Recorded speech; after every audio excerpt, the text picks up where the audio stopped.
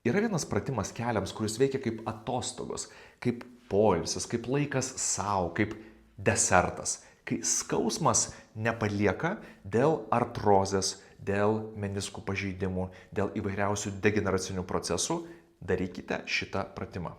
Reikės susirasti stalą ir prisiminsite judesį iš vaikystės. Tai yra kojų siūbavimas. Atsisėdę siūbuosite kojomis, galbūt lėčiau, mažesnė amplitude, galbūt greičiau ir lengviau.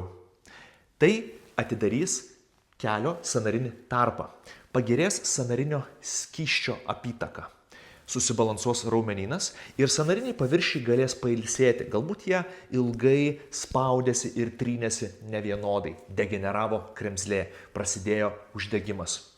Tokiu būdu sąnarys galės pailsėti. Galite naudoti svorius.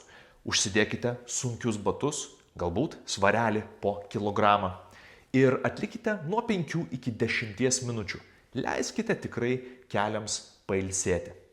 Galbūt tai neišspręs visų jūsų kelio skausmo priežasčių, bet skausmą sumažins ir padės lengviau judėti.